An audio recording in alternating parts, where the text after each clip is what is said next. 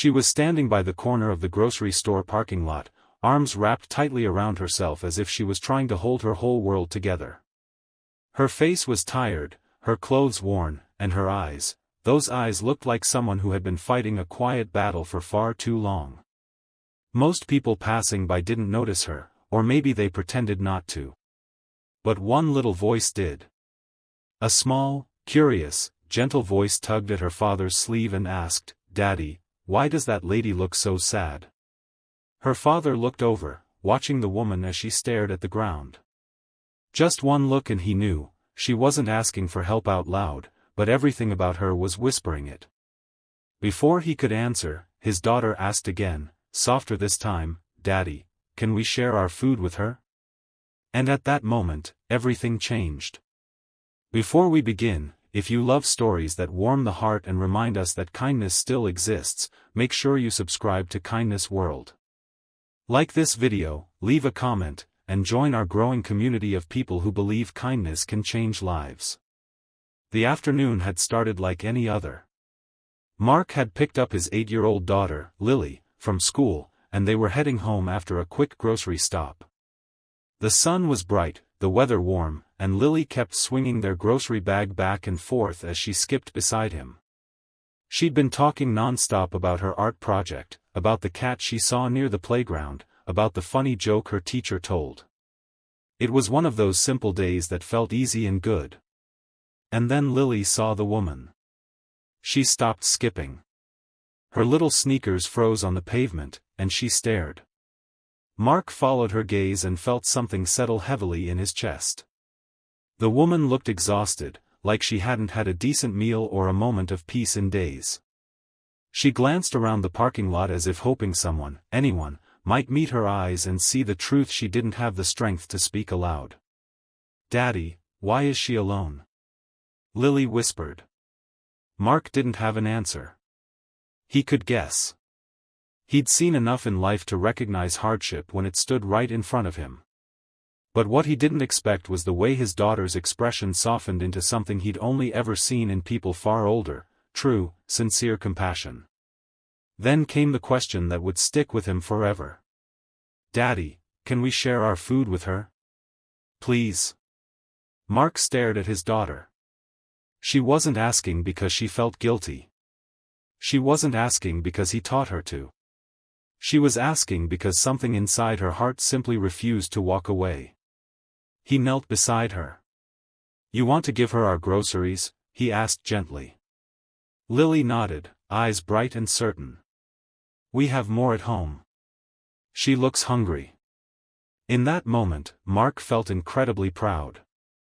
Not because his daughter wanted to do something kind, but because she understood, deep down, that having enough wasn't just a blessing. It was a responsibility. "All right," he said quietly. "Let's go talk to her." Lily's small hand slipped into his, and together they walked toward the woman. When they approached, she flinched slightly, as if expecting to be told to move along. Mark spoke softly. "Hi there. We noticed you might be having a hard day." He nodded toward the grocery bag. "My daughter wanted to share some food with you, if that's okay." For a moment, the woman didn't react. She blinked quickly, surprise flickering across her face, followed by something that looked a lot like fear: fear of accepting help, fear of being judged, fear of being seen too clearly. Then Lily stepped forward, lifting the grocery bag in both hands. "We got fruit and bread and some soup," she said. "It's good soup. My dad makes it for me when I'm sick." The woman slowly reached out, her fingers trembling as she took the bag.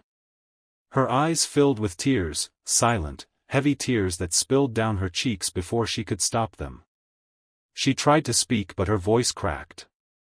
She swallowed hard and whispered, thank you so much." Lily stepped forward and gently wrapped her small arms around the woman's waist. The woman froze, stunned, and then, slowly, carefully, she bent down and hugged Lily back. That simple act, that tiny moment of connection, broke something open inside everyone standing there. Mark felt his own throat tighten. In a world where people walk past each other without a second glance, where so many are hidden behind invisible struggles, this little girl had seen someone others ignored, and she cared. The woman wiped her eyes and tried to smile. "I haven't eaten much in 2 days," she admitted softly. "I lost my job last month. I'm trying to get back on my feet, but it's been hard." She looked at Lily. "You're a very sweet girl." Lily smiled shyly and hugged her again. Mark wished he could fix everything for her, find her a job, give her a place to stay, erase the worry from her face. But he knew that sometimes the first step to helping someone is simply seeing them. Acknowledging them. Letting them know they matter. He reached into his wallet and offered a small amount of cash. "Please," he said, "use this for whatever you need today. You're not alone." This time the woman shook her head at first. "I don't want to take advantage." "You aren't," Mark assured her. "Everyone needs help sometimes." Finally, she accepted it with trembling hands. "I won't forget this," she whispered. "I promise I'll pay it forward when I can." As Mark and Lily walked back to their car, Lily looked up at her father. "Daddy, do you think we made her happy?" Mark smiled, feeling a warmth spread through him. "I think we helped her feel less alone," he said. "And that's one of the kindest things anyone can do." Lily nodded thoughtfully, then squeezed his hand. "I want to do that again," she said. "Not just today. Lots of times." Mark knew she meant it. And he realized something: kindness isn't complicated. It doesn't require grand gestures or perfect timing. Sometimes it's as simple as sharing groceries. Sometimes it's a hug. Sometimes it's a child noticing what adults overlook. The world is full of people fighting silent battles. People who need kindness more than they know how to ask for it. And kindness, real kindness, starts when someone chooses to care. At the end of the day, the groceries they shared didn't change the whole world. But they changed her world for that moment. And maybe, just maybe, that moment gave her the strength to keep going. If every person offered even a small act of compassion when they could, imagine the difference it would make. Imagine the lives that would feel just a little less heavy. Imagine the hope that could spread, one gentle choice at a time. And so the story ends not with what Mark and Lily gave, but with what they discovered. Kindness doesn't cost much, but it gives more than words can ever measure. And every time we choose it, we make the world a little brighter.